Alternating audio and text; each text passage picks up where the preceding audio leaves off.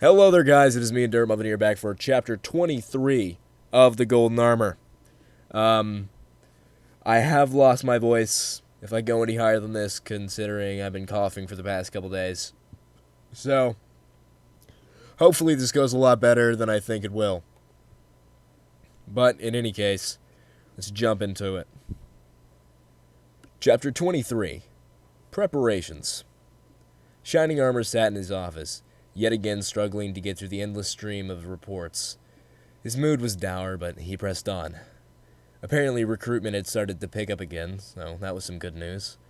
Other than that, he was buried in odd little reports, a changeling detector spell going off here, but no changelings were detected. Some guards got sick from eating spoiled cabbage, a couple were late to their posts, and so on. Nothing made his job any easier, no matter which way he looked at it. His primary view was that this was all to protect his dear wife and her aunts, but even then it just seemed like too much work. A slight knock at the door caught his attention, and he looked up. No pony was scheduled to see him today, so he narrowed his eyes suspicious. "Come in," he commanded in his best authoritative voice. While the door opened, he mentally went over 3 separate telekinesis spells and braced himself to fight off an intruder. While he was probably getting worked up over nothing, he still had the lingering thought in the back of his mind that Chrysalis would return eventually to either force him to love her or to stage another and probably more successful coup. When the door swung open to reveal a normal orange Pegasus, Shining gave a brief sigh and relaxed. At least his changeling spell didn't go off. "Oh, hello, Comet," Shining said in a somewhat friendly voice. "This is a little unexpected. What do you need?" Comet seemed to stand there for a second before walking in and saluting. "Shining Armor, sir. Requesting permission to speak." "Granted," Shining responded. "Now, what can I do you for?"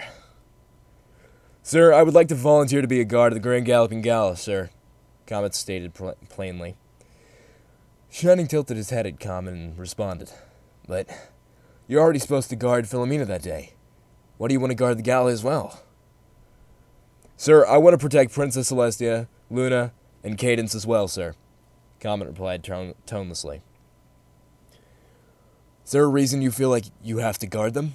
Shining Armor asked suspiciously. It was odd for a normal soldier to come and request a specific assignment unless there was an ulterior motive. Requesting help with the protection of all 3 princesses was especially odd. Shining darkly suspected Comet was here for one of 2 things: to either get close to the princesses or to prevent something from happening to them. With Shining already being on edge, this wasn't helping to relieve him. "Sir, I wish to become better than a private, so I would like a chance to prove myself," Comet stated nonchalantly. Shining sat there in a discomforting silence before sighing. "Comet," he stated in a tone of concern, "I've been a soldier for quite a while now, and I've had to deal with a lot of threats directed towards the princesses and keep them quiet. I can tell something is upsetting you, and I want you to tell me." He paused, narrowing his eyes in the orange Pegasus. "What is the real reason you want to protect them?" Comet stared directly forward, looking at a blank spot on the wall before blinking 3 times in quick succession. "Sir, he started before stopping again and blinking twice. Shining leaned forward slightly, concerned before Comet spoke up again with more force than before. "Sir, I believe there will be an attack at the gala." Shining stood up in concern, and before he could say anything, Comet cut him off. "I do not believe it to be a big enough threat to merit a canceling the gala, sir. I believe that all is required to stop it is just a larger guard presence, and I am here to volunteer myself to increase the guard's number." Shining spent the next few minutes trying to pry for more information, but the Orange Pegasus remained stalwart in keeping the perpetrators' identities in the dark. "Comet, as your commanding officer and captain of the guard, I demand you tell me who has made this threat. I promise you they will not retaliate against you or your loved ones," Comet almost shouted in his best commanding voice, mimicking Princess Luna's royal Canterlot voice. Comet blinked 6 times quickly and finally spoke in a sheepish voice. "Sir, It's a rebel group who wish to overthrow the three princesses, sir. I overheard them while I was on my way to the patrol. They have obtained disguises as Candlelit nobility and are planning on entering the gala that way. After giving Shining some more information, Shining thanked Comet and assigned him to watch Princess Celestia. His job would be to help Celestia find the impersonators and to be her guardian all night. Should everything go well, he would be promoted to Celestia's personal corps, known as the Solar Guard. Comet thanked Shining and left his office as the captain teleported to Celestia's chambers to inform her of the threat.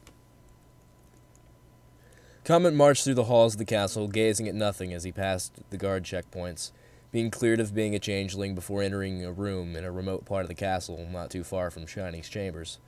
Inside, several ponies lay unconscious while several clones of them scurried about, each emitting an odd green magic. At the far end of the room, an amorphous black blob swirled against the wall.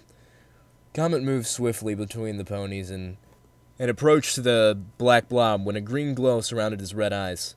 Two large green ones, glowing slightly less than Comet's, opened on in the dark void, and a toothy evil grin spread wide across the face, pulling itself out of the shadow. A long mane of sickly bluish-green fell around the eyes as Gorgon pulled herself out of the amorphous black shape and reached out a hoof, lifting Comet's face to her. "Ah, and how did my newest and best actor do?" Gorgon cooed while her horn glowed a villainous green. "I did exactly as you said, my princess," Comet replied tonelessly. Gorgon grinned happily as she peered into Comet's eyes. Her newest toy is certainly turning out much better than expected. After the events of the rec room last night, Gorgon had sent a changeling to impersonate this newest acquisition, so no pony, in particular his little filly friends, would get suspicious. While that happened, Gorgon had spent most of the night feeding off Comet, satiating her gnawing hunger by impersonating that odd little bat pony guard she had beaten. While she had wanted to get her fill of some more primal desires, Comet had adamantly refused, stating he wasn't going to do that to a pony especially special as Angel, whoever that was. Now Gorgon was impersonating Princess Luna as she stared at Comet. When a changeling and a pony under a spell, they didn't need to modify their exterior appearance, as Gorgon learned after trying to sap emotions from some particular ponies brought back to the hive. She had spent several days being attacked by her own kind until her mother embarrassed her by ripping away her disguise and publicly chastising her. Chrysalis was always a terrible mother to Gorgon, being very cold and distant from her protege. But she was under a lot of stress trying to keep the hive alive when there was almost no love to feed on. At least that's what Gorgon reasoned. Gorgon's tongue hung out hungrily as she moved closer to Comet, wanting to eat again. She had never been so satiated before, and her cult toy was still oozing affection for those two whelps Gorgon was going to enslave anyway. It was just instinctual, but Gorgon's eyes flicked over to the rest of the group, which was staring at her, orange Pegasus, and drooling as well. "Get back to work, whelps," Gorgon snarled. "You have plenty of soldiers to feed on."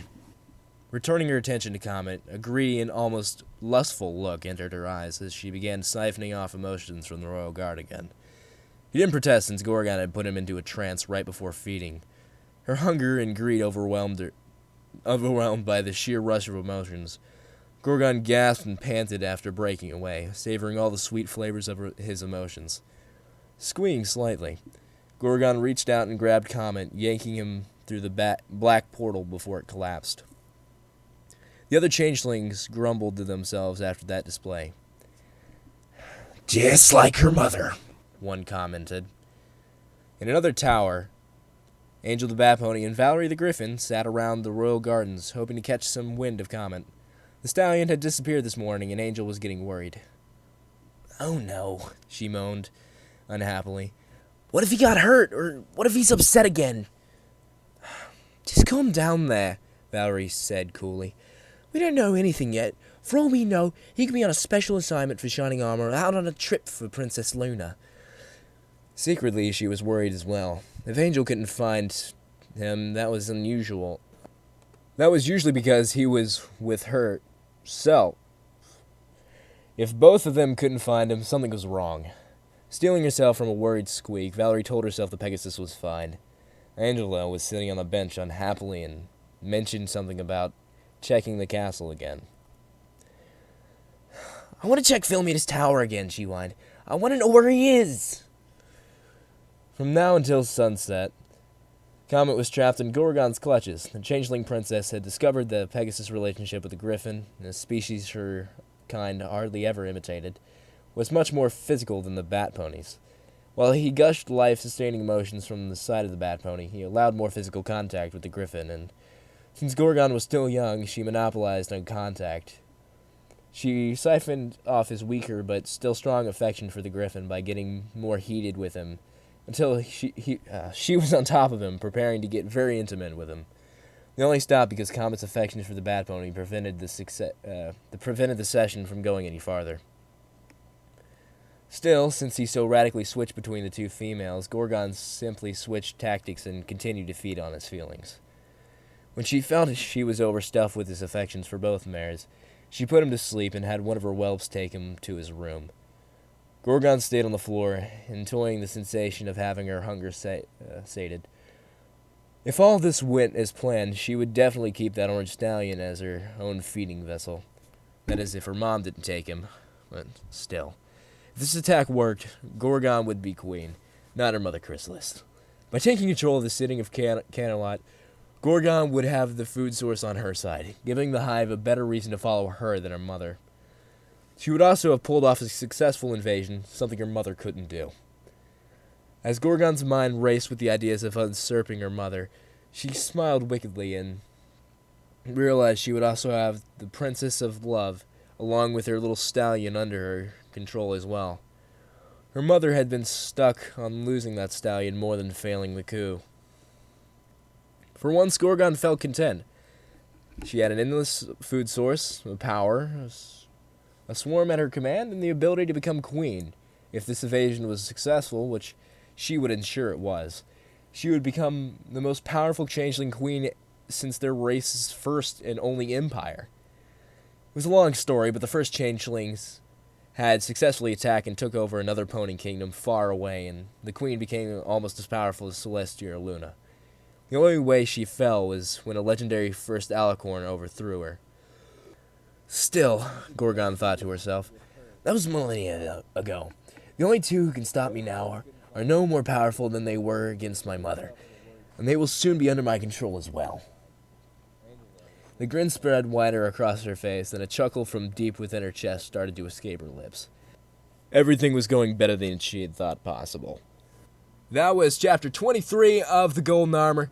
Thank you guys for listening. Leave a like, comment, subscribe, whatever the hell. Thank you guys for listening.